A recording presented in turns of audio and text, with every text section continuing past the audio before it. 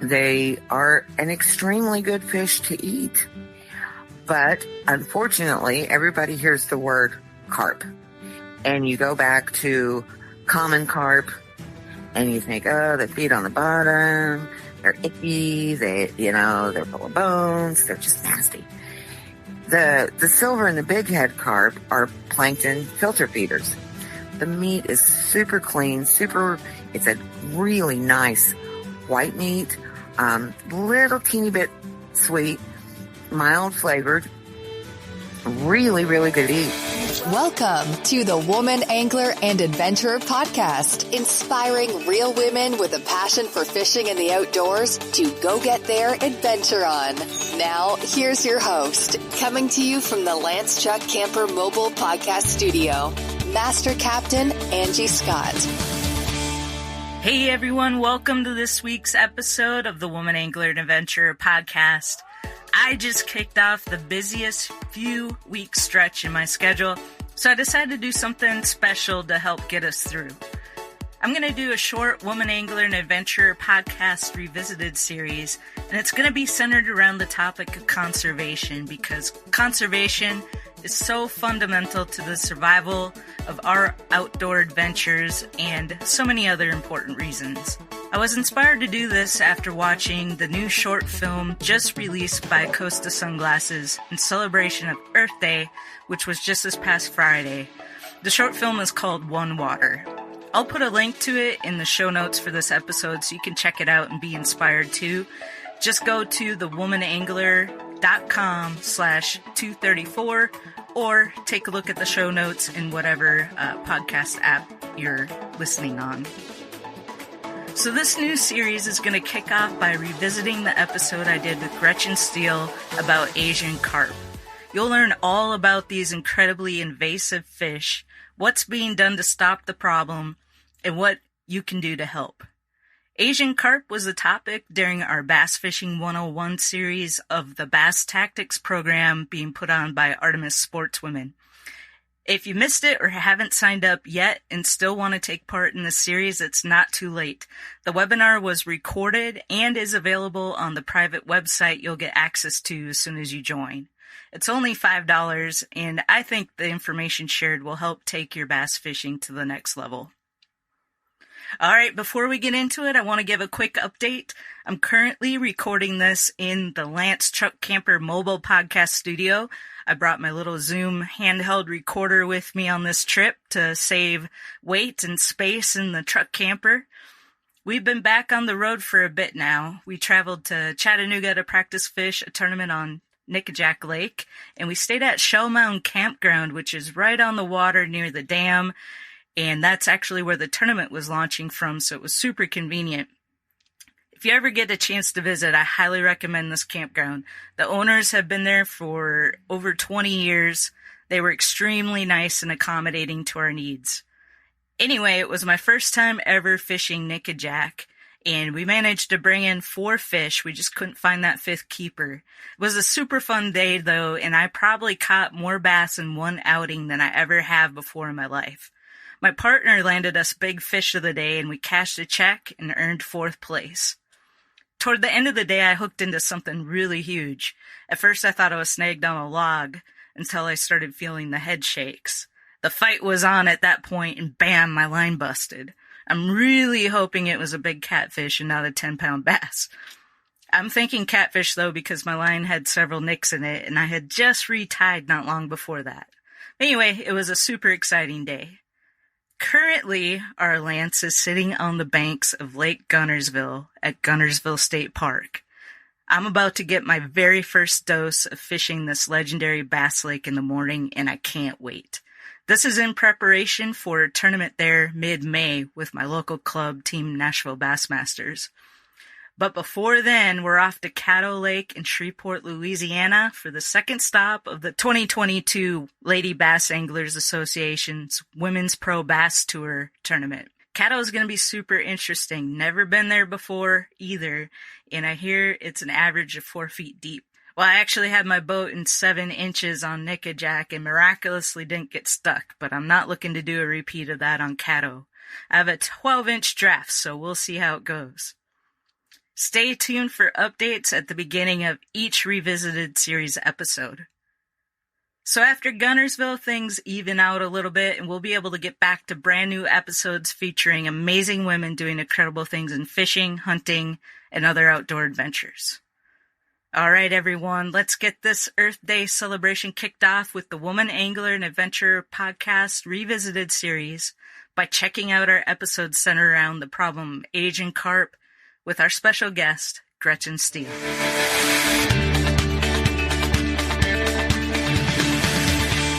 Gretchen Steele, welcome to the Woman Angler and Adventurer Podcast. And before we get into this week's topic, would you mind giving listeners just a little background on yourself and what you do?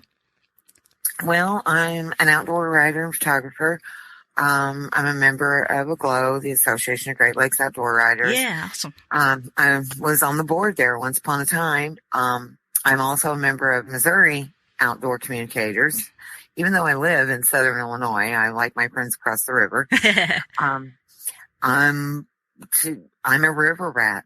I'm lucky where I live is in a triangle between the Kaskaskia River and the Mississippi River. And we're right in that little triangle. Our county is where the confluence is.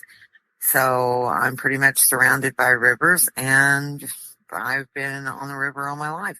Nice. Yeah, that's kind of the opposite of me. So I grew up in Minnesota, and I've been a lake person. So rivers I'm not super familiar with.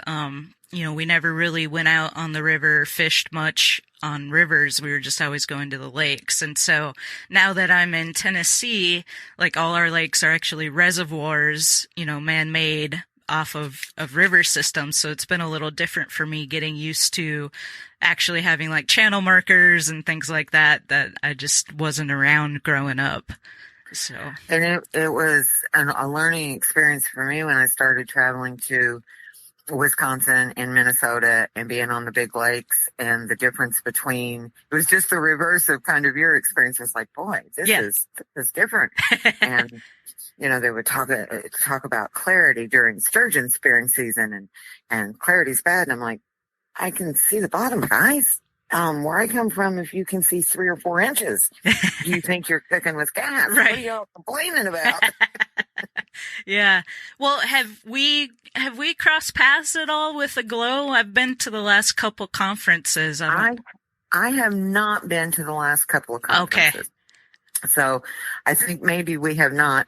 I think we do have probably have multiple mutual friends and acquaintances and colleagues through AGLOW. For sure. Yep. I've loved it. It's been game changing for me to get involved with that organization. I think it's a wonderful organization. Yeah.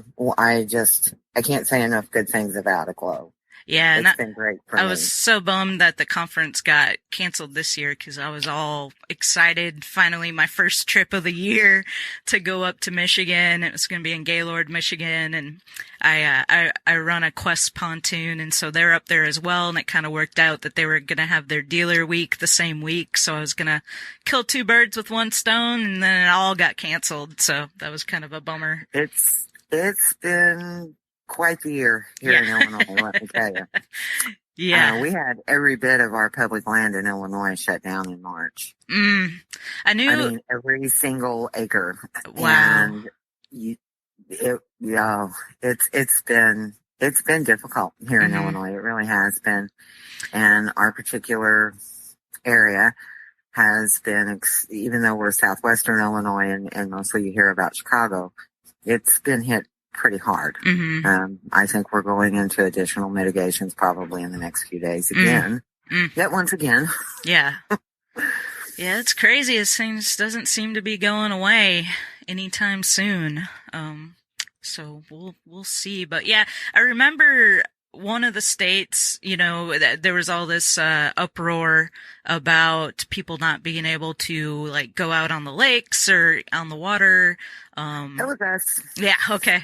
Yeah. That was awful. I couldn't imagine. And I was scared that, other states would follow suit. And I'm like, okay, this is the one thing we can safely do, and still maintain our sanity, to be outdoors.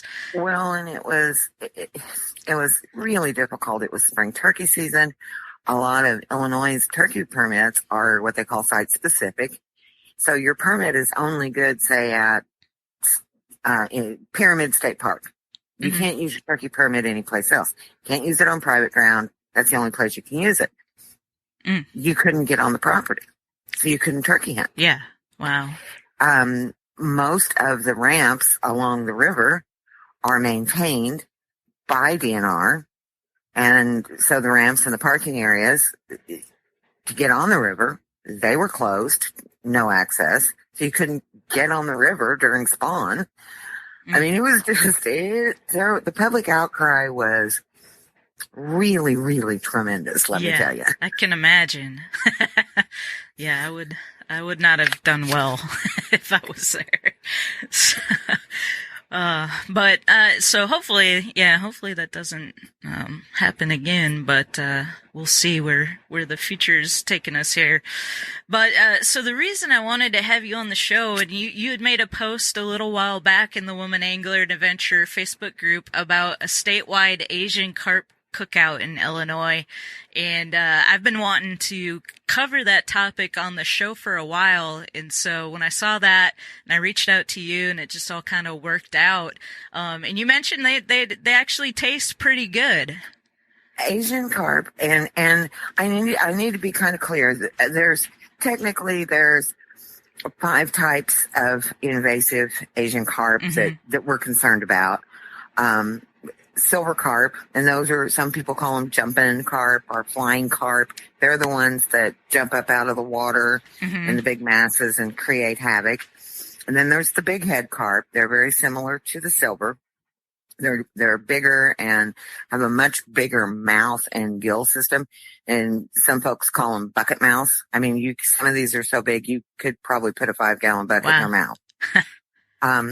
Then a little lesser known are the grass carp and the black carp. Okay. So what we're really fighting we're fighting all of them, but the big push is on the silvers and the big heads. And they are an extremely good fish to eat. But unfortunately, everybody hears the word carp. And you go back to common carp, and you think, oh, they feed on the bottom. They're icky. They're full of bones. They're just nasty. The silver and the big head carp are plankton filter feeders. The meat is super clean, it's a really nice white meat, little teeny bit sweet, mild flavored. Okay. Really, really good to eat. Over the years, we've done a lot of blind taste test, and we'll put out bluegill and crappie and bass and Asian carp. And people will consistently pick the Asian carp. And then when you tell them that they've eaten Asian carp, they look at you like you have 3 heads. I mean, they just can't believe it. The biggest downfall is it's a bony fish. You can fillet it out boneless, but it's a little tedious. So a lot of folks will just grind it up, and then that grinds up all those little bones, those little Y bones. Or they will can it or pickle it to soften up the bones. Gotcha. But it's because it has kind of a mild flavor, it takes on whatever, you can fix it Mexican style, whatever you come up with as an idea for using it, it will take on that flavor profile. So it's really versatile. And how did the statewide Asian carp cookout go? Because I know that happened last month. It went fabulous. Awesome. It was just, I've been pushing for people to eat Asian carp for a long time. And like I said, what we run into, the biggest issue is people hear carp and they automatically think, oh, ick. And if you've ever encountered an Asian carp when you're out boating or fishing and they get in your boat, they have a pretty thick slime coat and they have a really not so pleasant odor. So on the surface, they seem like a really yucko fish. They're also not all that attractive. No, they are not pretty fish. It's kind of like some days I feel like we're trying to put lipstick on a hog, but they taste so good. And once people learn to clean them, mm-hmm. then, and once people have eaten them, they almost always change their mind. Mm-hmm. The cookout was super. What Illinois DNR did, they partnered with various restaurants throughout Illinois, statewide, north to south. I mean, it was from fancy schmancy places in Chicago. The event I was at Giant City State Park in deep southern Illinois. Great turnout. Each location, each chef or organization that signed on to do this prepared carp in a different way. DNR provided us with ever how much of the ground carp, and when you get the ground carp, you can buy this. When you get the ground carp, it reminds you a whole lot of ground turkey, to be honest with you. So they were provided with however much ground carp they needed for their particular recipe, and then they prepared the recipe there on site and served it to folks free. Some folks did carp burgers, carp tacos, carp croquettes. At Giant City, we had a Jamaican style. It was ground carp with this really interesting spices and pepper and vegetables, different vegetables and stuff mixed in it, that was served with a warm kind of flatbread type thing. Really, really good. Sounds in good. Our case at Giant City, we were scheduled to serve between noon and 2. By noon, we had a line of people through the parking lot, and we were completely out of carp by 20 after 12. In 20 minutes, wow, we ran out. And that kind of is what happened all over the state. And folks were just really amazed at what a good tasting fish this is. And, where can we buy this? Where can we buy this? Huh. So we got it in their mouth. Yep. We got them to try it. They like it. So next phase is having more, is to continue to build a market, get it into more places retail. We do have some of the universities, U of I, SIU at Carbondale, some of the DNR cafeteria at the DNR headquarters. We're getting state facilities to serve it in their cafeteria. Okay. So that's helping out a good bit. It's a super, super healthy fish. Probably the only fish that is healthier for you to eat is wild salmon. Okay. Wow. It's very high in omega-3s, and because they're filter feeders and plankton feeders, they don't have the contaminants that you get in some of your bottom feeding fish or predator fish. We've also seen a push in Illinois to get it into food banks.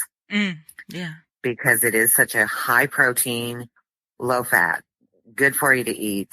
This really is an answer to some of our hunger issues. Yeah.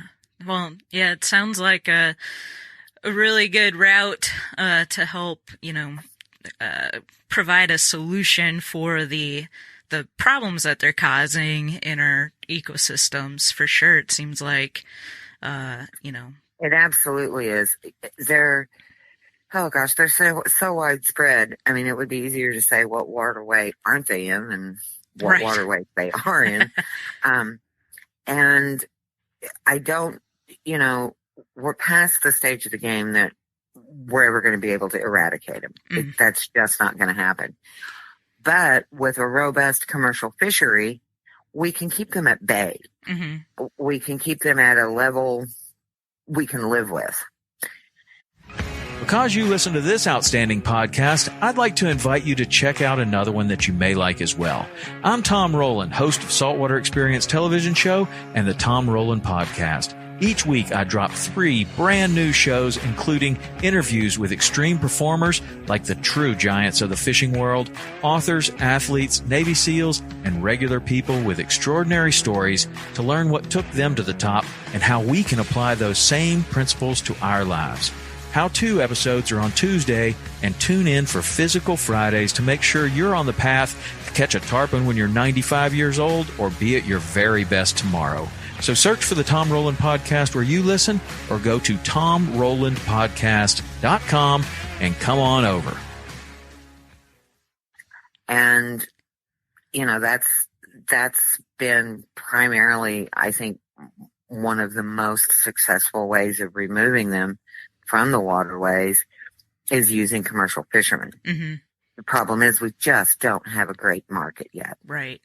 And I heard, and Kentucky's had some really great success. I just got to say, those commercial fishermen on Kentucky and Barkley and that particular area, those guys are fantastic. And they are doing such a great job. And overall, Kentucky has done good in getting processing there, adding a state incentive to the price that the processor pays, so the commercial guys are making a little bit more, and they're doing a super job there. Awesome. We just need more markets. That's actually the first encounter I ever had with Asian carp was on Lake Barkley, and I was fishing a tournament, so I was a co-angler. I was in the back of the boat, and then my boater was up front working the trolling motor, and one came up out of the water and about hit him, scared him half to death, and startled me too. I was like, "What was that?" And it was an Asian carp, and I've got a friend I've had on the podcast. You might know her, Jen Ripple. She lives in the Land Between the Lakes area, and we were kind of texting back and forth about it this morning, talking about Asian carp, and she said that they've just totally ruined the bass fishery there now in Lake Barkley. So I know that and Kentucky Lake. They really do wreck the fishery. They reproduce in a fashion that is just mind-boggling. Mm-hmm. They eat constantly. They grow incredibly fast. They'll grow first year, young of the year can get up to, can grow 12 pounds in a season. That's a phenomenal growth. Yeah. Then you end up with such a biomass, they're competing with the other fish for food to a degree. They're eating the plankton, the small invertebrates, excuse me, those things that your fry are eating. And then the biomass just becomes so great. They just crowd out your game fish and your sport fish. And all you've got left in your water are these just huge schools and big masses of Asian carp. In Illinois, up in certain parts of in the northwestern part on the Illinois River, DNR has estimated that 90% of the biomass is Asian carp. Wow. Now that's scary. That is scary. And it surprised me to learn that they've actually been in our waterways since like the 60s and 70s. Seems like just in the last, several years is where we've really started to hear about them being a major threat and issues. We were talking about that. I checked with an older friend of mine that also runs nets on the Kaskaskia. And I couldn't remember exactly when we first started seeing him on the Kaskaskia. And so he went back and pulled, because he has all of his records going back to like 1954. Every time he ran his nets, what he caught, how many. And he said he encountered the first one like in 1989. Then he was kind of like, what is this crazy thing? What is this fish? Yeah. We really saw him pick up, and I guess you could say that's when it just started getting really bad, was after the flood in 93. That just seemed to spread them everywhere, and they just took off like crazy.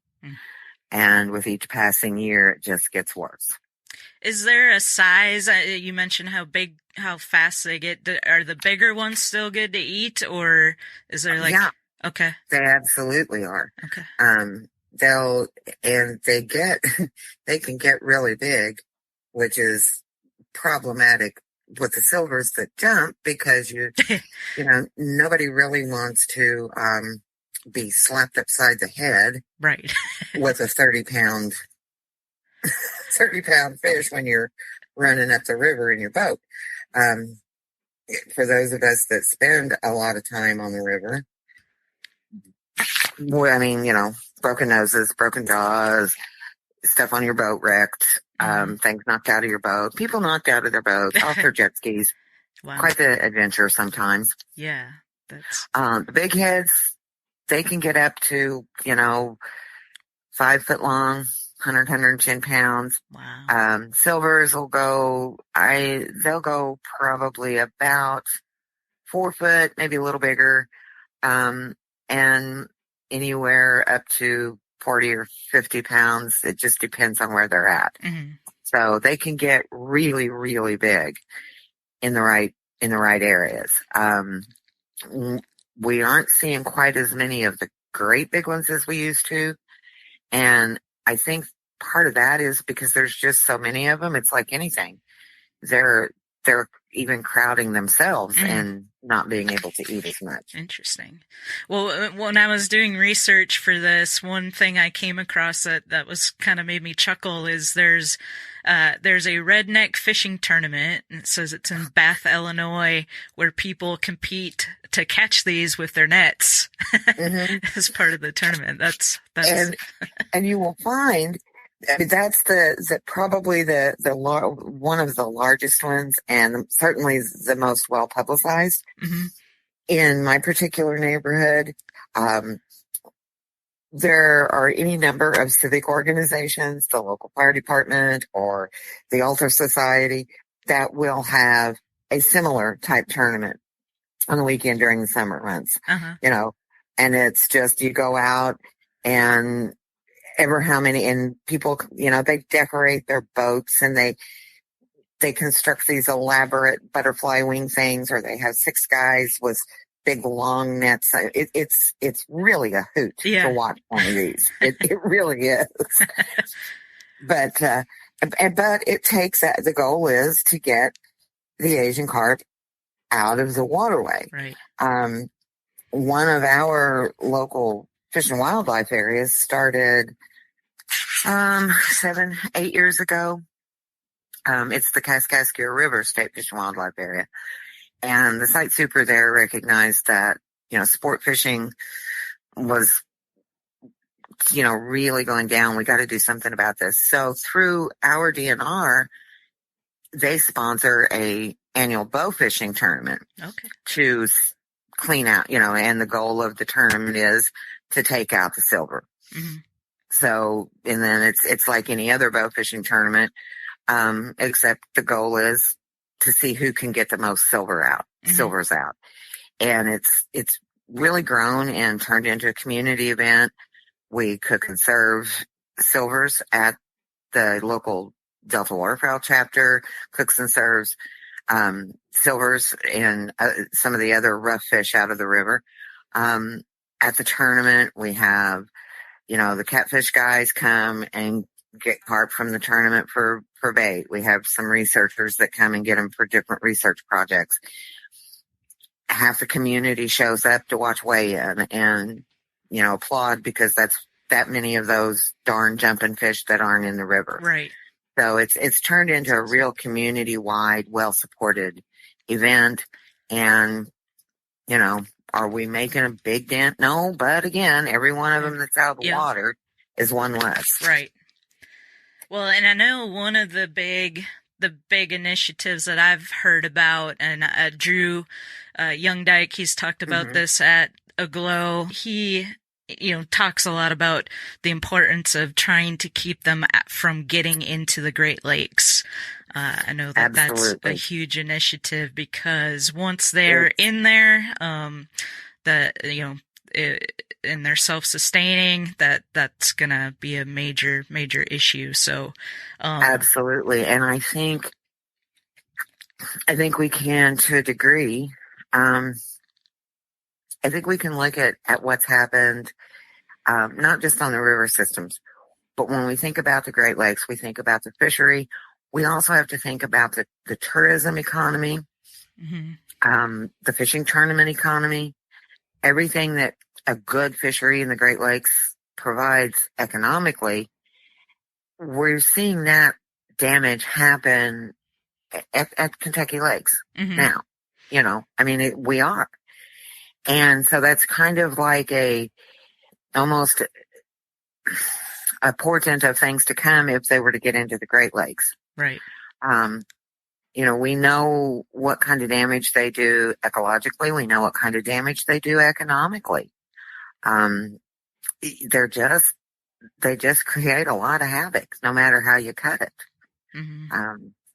And if they once get into the Great Lakes, that just almost makes my stomach hurt. I know, to think about that. Me I've too. seen the damage that they've done here, seen the damage that they're doing in Kentucky Lakes, and the thought of them getting in the Great Lakes, like I said, that's just scary. And prevention is a lot more economical than trying to eradicate them once they get in there. So that's one reason why this is so important. We're starting to see, we finally got things moving on some of the barrier systems. And early data on those looks like they're working pretty well. Good. So, it's a matter of the biggest issue with any kind of barrier system. At one point in time, even the idea was floated to close the Chicago Canal to keep them out of the Great Lakes. Well, you've just shut off a huge commerce waterway, and you can't really put that that didn't fly very well because you still have to have that waterway for commerce.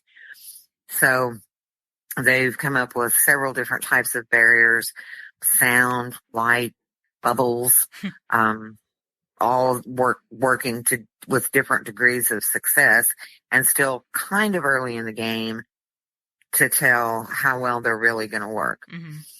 So it's going to really take a combination of those types of efforts, barriers, stuff at the locks and dams, go through a lock. When the boats lock through, different types of barrier systems. And then when you add in commercial fishermen, between the two, it's hoped that will somehow keep them from moving further north and keep them and start knocking back the populations where they're at. Are there any other solutions other than commercial fishing and barrier systems that are in place? There's been some discussion about biological solutions. The unfortunate piece of that is, we've already messed things up enough. Let's throw some kind of weird disease into it and hope it just hits the carp, Right. There are some different biological solutions and or chemical solutions, but the unfortunate piece of those at this time, they don't just affect the carp. So you're really messing with the whole ecosystem some more and risking wiping out an entire fishery. Yeah, that doesn't sound like a very effective solution there. Yeah, well, I believe it's in Australia. They've been testing some kind of virus that supposedly, in the early stages, will only affect carp. I don't know. That kind of makes me a little nervous. Yeah. Yeah, anytime you start messing with that stuff, it makes me nervous too, for sure. What can individuals do to help? Start eating them. Start asking grocery stores and restaurants to carry them. If you're an angler and one gets in your boat, certainly don't put it back in the water. Kill it. The other thing is, if you're an angler, you learn to clean them and utilize the ones that do end up in your boat. It's a shame that there just aren't any good hook and line methods for catching them, because that would make all the difference in the world. But because they're filter feeders and the way they feed, there just aren't any methods other than snagging. And snagging's only, snagging, you run into all kinds of regulations about snagging. I wish there was some hook and line way that you could catch them hook and line, because they're big fish. They would put up a fight. They would be a fun fish to catch, but it's just the nature of the beast, the way they eat. Nobody's come up. There's been 2 or 3 different methods tried, but they haven't ever really been super successful, to be honest with you. So other than snagging or bow fishing, I guess. Bow fishing is about, for the average person, bow fishing is pretty much the easiest way to get them in the boat, to utilize them to eat, or to even just get them out of the water. Work with visit your own state DNR or Fish and Wildlife website, see what they have going on with Asian carp. Talk to your local politicians, to your local legislators, and make them understand that this is a threat and they do need to push money towards this problem. That's also historically been a little bit of an issue, is making various legislative bodies, whether it be local, federal, or state, understand it's sometimes hard if people aren't directly impacted. They just can't see that a fish is causing all this trouble, right, and all these difficulties. Learn to bow fish. It's really great fun. Little kids can do it, from little kids on up, and it's great fun. So, support whatever efforts are going on locally. And again, eat them, look for restaurants, ask your grocery store to carry them. The sooner we can build a good, robust market for them, the better off we'll be. Awesome. Well, those are some great suggestions. I'll put a video on the website for this episode, which will be thewomanangler.com/158. I'll put a YouTube video on there that shows you how to identify Asian carp, so that should help as well. So when you do come across one, you know what it is, and you know not to put it back in the water. Yeah, exactly. So.